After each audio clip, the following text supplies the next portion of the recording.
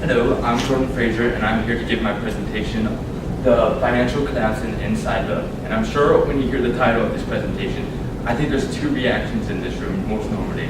Either this is going to be interesting, I want to listen to this, or this kid's about to give me a history lesson, I just want lunch. I am going to give you a history lesson, but I feel it's a history lesson that's very important to listen to. I'm going to hold your hand through the events of one of the most detrimental events that happened in our lifetime.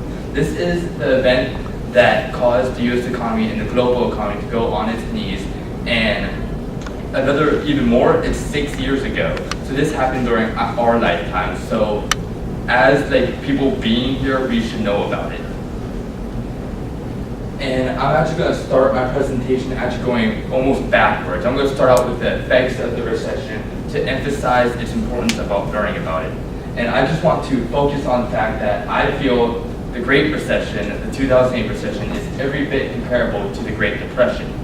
And I'm sure you guys can read, so I'm not going to read all these statistics, but in this recession, people lost their jobs, people lost their homes, people lost their savings. This is an event that caused the U.S. economy to contract for 2 years, and now consumer confidence isn't even there anymore.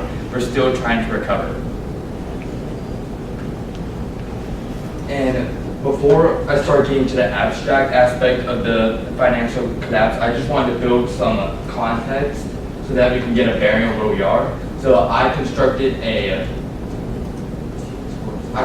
timeline to show the events.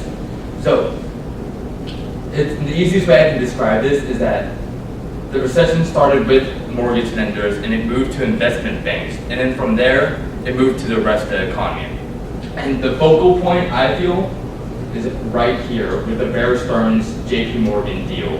And this Bear Stearns was the 5th largest investment bank at the time, and I consider it the first domino to fall, because after this there's a large lull of ambiguity that happens, and then all of this happens. These are all important events, but these are the ones that are clustered together.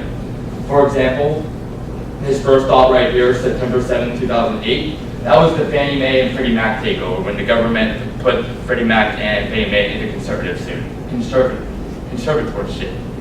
And from there, it goes into the rest of the bankruptcies, the rest of the deals, and into the government response, TARP, and the automobile industry bailouts.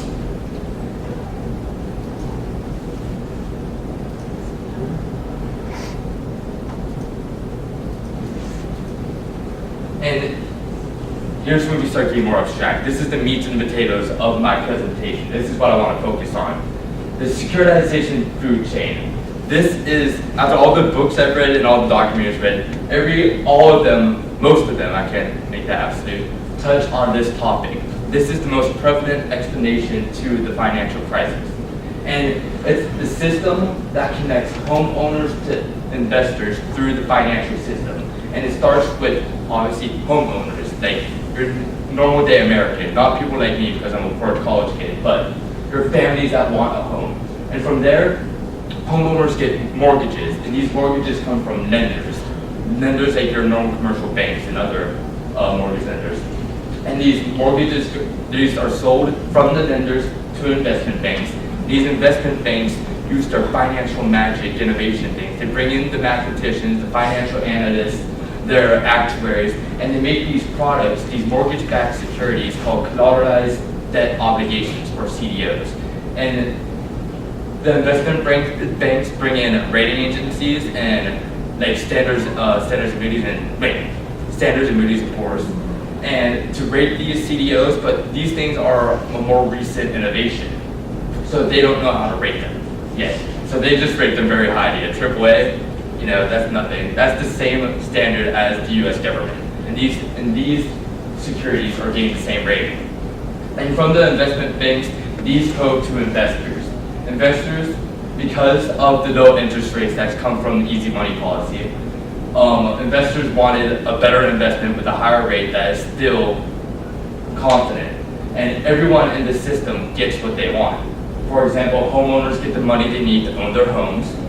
investors get what the investment they want. They get a high rate of return with a security, and everyone else, the investment banks and the lenders, are making tons of money off the profits and off the fees that they charge, moving these securities down the system. I was going to explain CDOs, but I feel like I could just spend another whole 15 minutes on those, so I omitted that portion of my presentation. But so these mortgage payments going down the system, these are the lifeblood of this financial system, the securitization food chain. And everything was going swell. Everything was going absolutely swell from 2003 to 2007. But once 2007 hit, everyone who could afford a mortgage had a mortgage now. But people still wanted more money. Investors still wanted more investments to go into. So they had to target a different market now. And this market were people who couldn't afford mortgages anymore. So they came up with subprime mortgages, which are mortgages with a higher rate than a normal mortgage because these people have lower credit. And they lowered lending standards, such as you don't need a down payment to own a house, or you don't need proof of income. And adjustable rate mortgages, these are for people that are just getting into their careers. The rates start out low and then they fluctuate from there, so they can balloon up into something that is completely unaffordable. And once these people who can't afford their mortgages anymore and make the payments, they foreclose on their mortgage, and this clogs the securitization food chain. The mortgage payments aren't going down the system. So now these securities, these collateralized debt obligations, are completely worthless because the money that was going down the system isn't going down the system anymore. And the government, so these assets that these firms have now in the securitization food chain, like the investment banks and the lenders and the investors, they're completely worthless now. These are things that people paid billions to have, and now they're completely gone. They don't have an asset anymore. So they had these giant omissions off their balance sheets, and these businesses were going bankrupt. So the government had to respond, and the first one was even though the order is different, was the Freddie Mac and Fannie Mae takeover. And Freddie Mac and Fannie Mae were large mortgage lenders. They're actually government-sponsored enterprises right now, and they were the first ones to actually do mortgage-backed securities.